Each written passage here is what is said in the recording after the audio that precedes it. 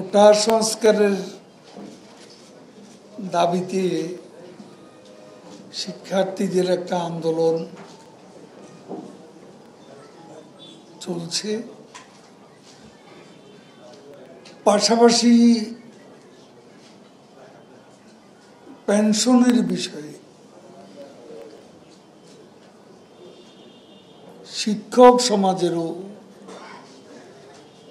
একটা আন্দোলন, কর্মবিরতি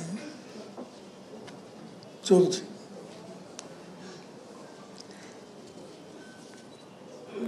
আমরা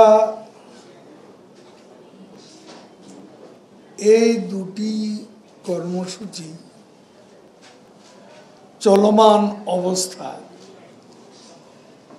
আমরা খুব সতর্কভাবে পরিস্থিতি পর্যবেক্ষণ করছি। আমরা যতটুকু জানি, কোটা সংস্কার বিরোধী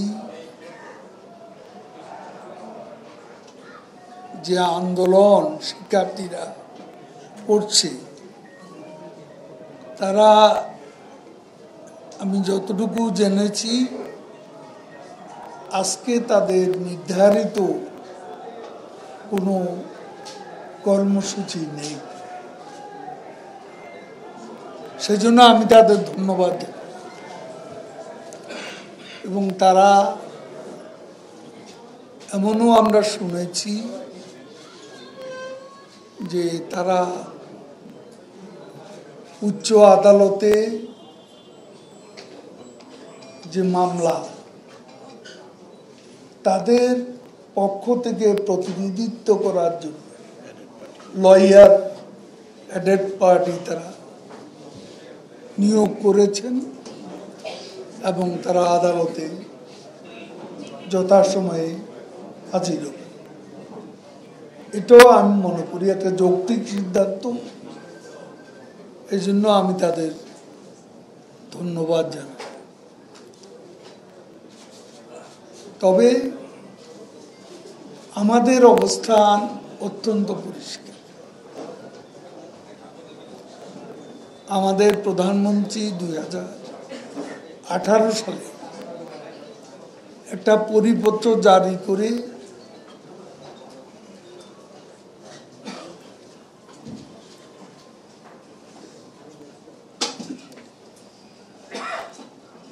তখন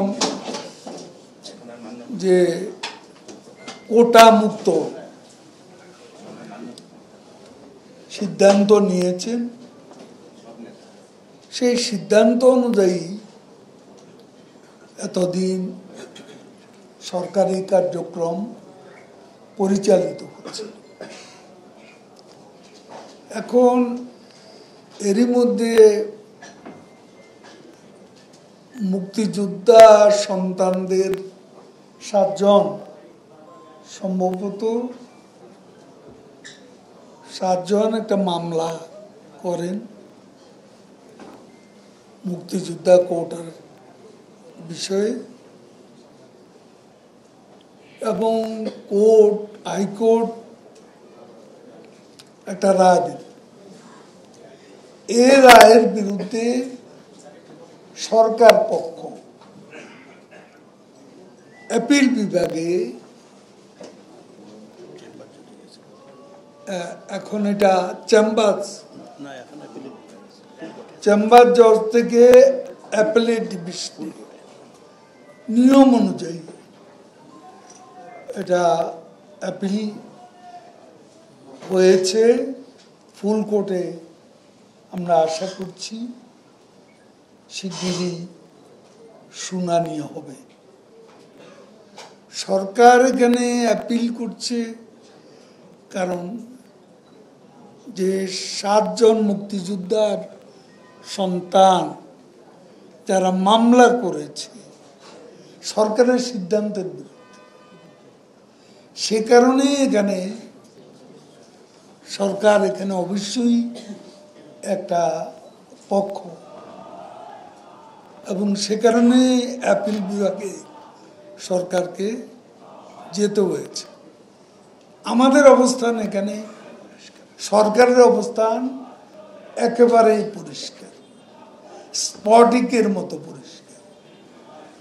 আমরা যারা আজকে আন্দোলন করছেন, আমি একটা বিষয়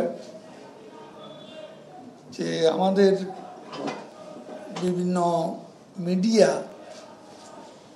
কোটা বিরোধী আন্দোলন, আমার তো মনে হয় তাদের সঙ্গে যোগাযোগ করে যেটা জানা গেছে সেটা হলো কোটা সংস্কার বিরোধী আন্দোলন।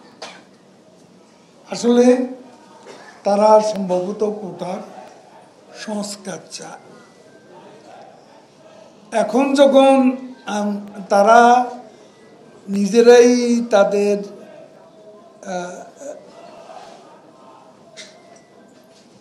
প্রতিনিধি, তাদের আইনজীবী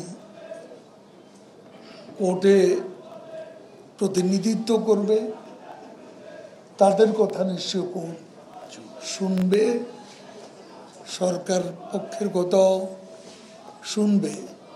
সব পক্ষের সাথে আলাপ আলোচনা করে সব পক্ষের কথা শুনে আমি মনে করি দেশের সর্বোচ্চ আদালত, অ্যাপিল বিভাগ বাস্তবসম্মত একটা সিদ্ধান্ত নেবে, এটাই আমরা আশা।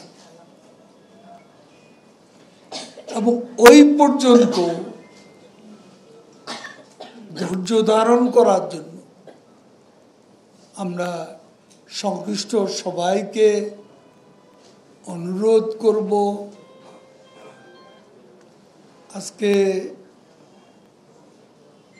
আমরা যে যাই করি এটা জনদুর্ভোগের কারণ যাতে সৃষ্টি না হয় সেভাবে আন্দোলনকারীদের অবশ্যই তাদের সতর্ক মনোযোগ আমরা আশা করছি। আর এ নিয়ে আমাদের কারো কোনো প্রকার উস্কানিতে আমরা যাব না। আমাদের কেউই যেন কোনো প্রকার প্রভোকেশনে না যায় সে ব্যাপারে আমরা সবাইকে সতর্ক করে দিচ্ছি, স্মরণ করিয়ে দিচ্ছি।